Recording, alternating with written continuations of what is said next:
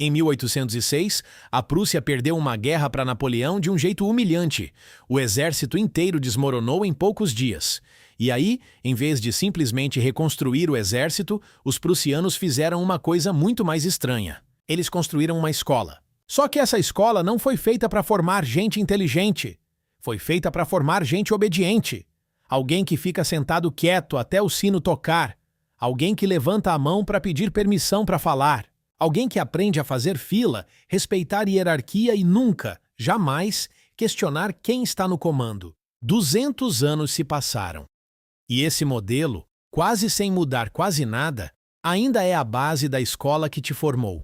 E isso explica muita coisa sobre o motivo de você se sentir perdido em coisas que deveriam ser básicas. Esse modelo prussiano deu tão certo para o que ele se propunha a fazer que o mundo inteiro copiou, inclusive o Brasil.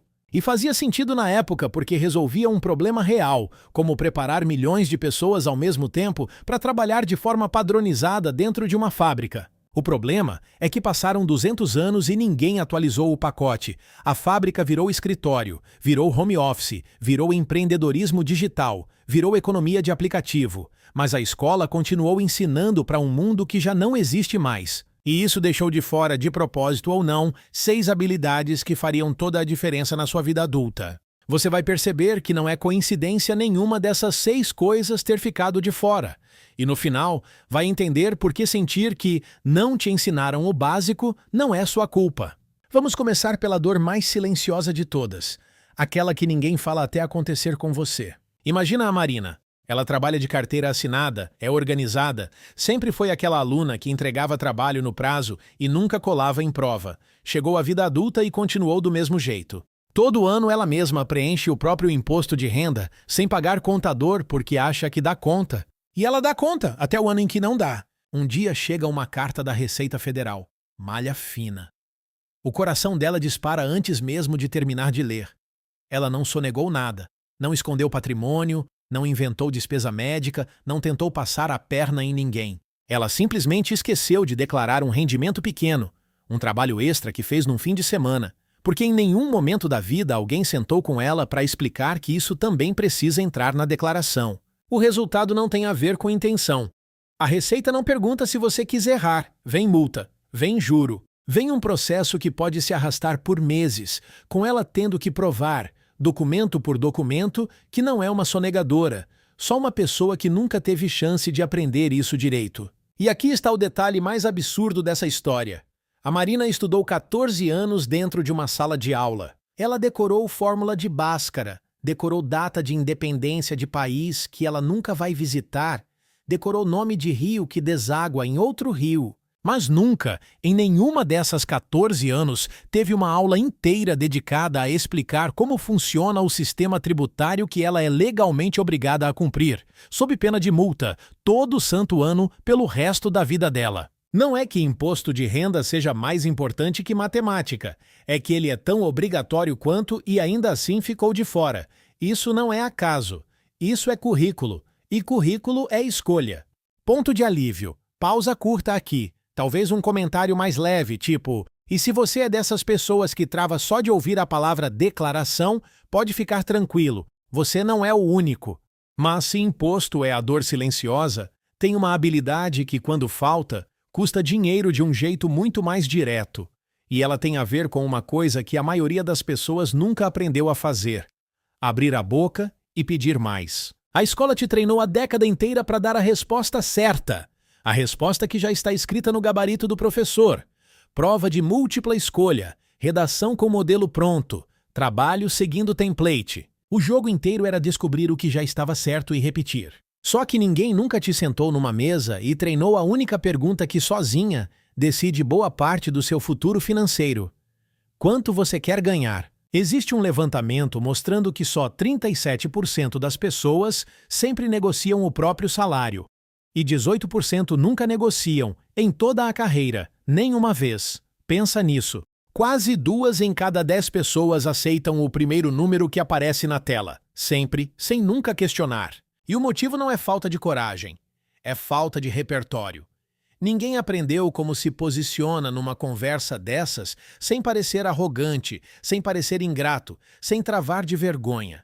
Vamos fazer uma conta rápida, dessas que ninguém faz, mas deveria fazer.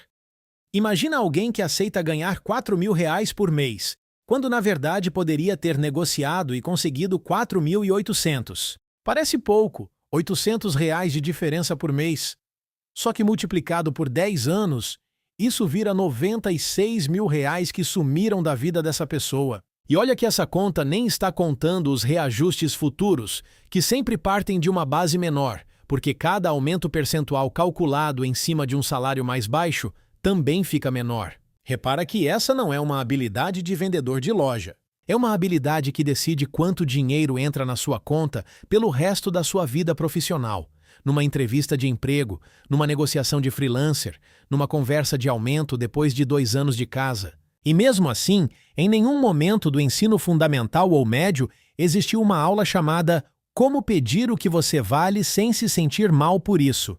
Ponto de alívio. Aqui cabe um comentário mais irônico, tipo, e olha que é literalmente só abrir a boca, mas a maioria trava mais nisso do que numa prova de vestibular.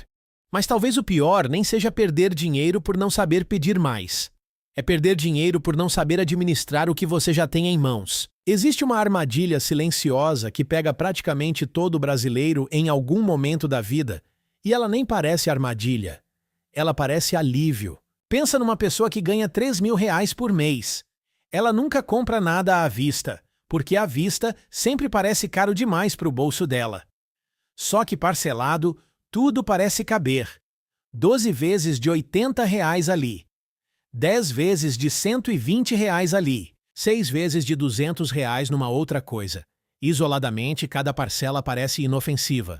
Cabe no bolso, ela pensa. Só que ela nunca vê o preço cheio de nada. Ela vê parcela. E parcela não dói do mesmo jeito que o valor total dói. 1 ano depois, ela olha o extrato do cartão e não entende como está devendo R$ 4.000, sem nunca ter, na cabeça dela, gastado esse valor de uma vez. Porque ela nunca gastou R$ 4.000 de uma vez. Ela gastou 80 aqui, 120 ali, repetidas vezes, até empilhar um valor que ela jamais teria aprovado se visse tudo junto, de uma vez, num único momento de decisão. E aqui está a parte mais irônica de tudo isso. Essa mesma pessoa, na escola, calculou juro composto na lousa, resolveu dezenas de exercícios sobre porcentagem, decorou fórmula de matemática financeira para passar em prova. Mas nunca, nenhuma vez, foi convidada a calcular o próprio juro embutido em cada parcelinha que cabe no bolso. A matemática que ela aprendeu servia para o papel da prova. Não servia para a vida dela. Não é falta de inteligência, é falta de treino direcionado para o problema certo. A escola ensinou a ferramenta, mas nunca ensinou onde usar essa ferramenta na própria vida. E enquanto boa parte das pessoas trava tentando organizar as próprias contas de casa, tem outro grupo de gente que trava tentando abrir e sustentar um negócio inteiro e cai exatamente na mesma falta de base. A escola prepara você para passar em prova, ela não prepara ninguém para sustentar um negócio de pé. E os números mostram isso de um jeito bem claro.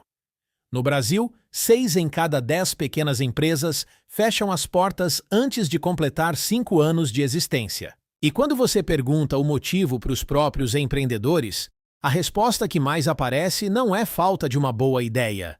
É falta de gestão financeira básica, controle de fluxo de caixa mal feito, dinheiro pessoal misturado com dinheiro da empresa, ao ponto da pessoa nem saber no fim do mês se o negócio deu lucro de verdade ou só pareceu dar porque entrou dinheiro em caixa. Pensa no tanto de gente que teve coragem de largar o emprego, juntou economia, investiu numa ideia boa, de verdade boa, com potencial real de dar certo.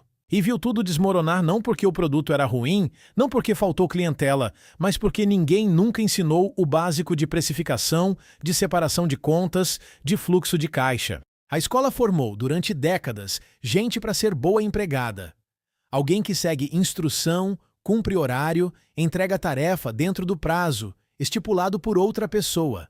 E isso não é um erro por acaso. É exatamente o que o modelo prussiano foi desenhado para fazer desde o início. Lembra do começo desse vídeo. Só que boa parte de quem sai dessa escola, mais cedo ou mais tarde, tenta empreender de qualquer jeito, seja abrindo um negócio formal, seja vendendo alguma coisa por conta própria. e chega nesse momento sem nenhuma das ferramentas que precisava. Ponto de alívio. Aqui cabe um comentário leve, tipo, e olha que ninguém decide virar empreendedor para sofrer com planilha de Excel às 2 da manhã, mas acaba sofrendo mesmo assim. Só que tem um problema ainda mais silencioso do que fechar uma empresa. É o que acontece quando alguém brilhante, de verdade brilhante, nunca aprende a lidar com o próprio fracasso. Pensa naquele aluno que todo mundo já conheceu em algum momento da vida, o gênio da sala. Tira nota alta sem parecer se esforçar muito. Professor sempre elogia na frente da turma. Os colegas comentam baixinho que ele nasceu inteligente assim. Só que em casa, essa mesma pessoa carrega uma ferida que ninguém enxerga do lado de fora. O pai foi embora e nunca mais voltou. Não teve conversa de despedida, não teve explicação, só ausência.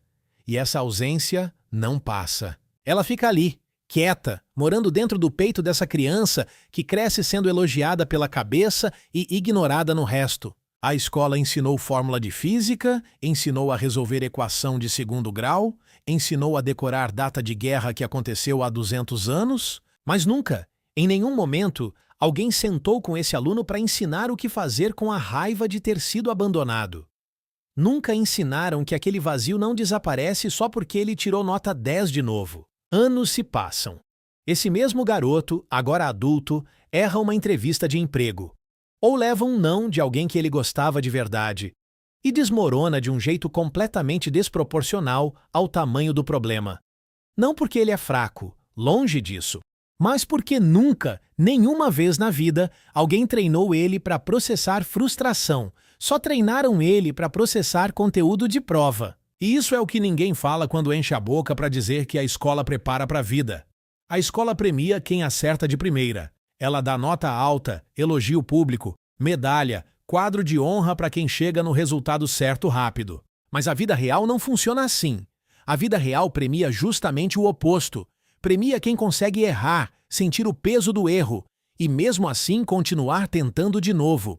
Ninguém nunca separou uma aula inteira para ensinar isso. E o resultado é gente brilhante, plenamente capaz, que desaba diante do primeiro obstáculo real da vida adulta, porque o treino que recebeu foi todo voltado para outro tipo de jogo, um jogo que só existe dentro de uma sala de aula.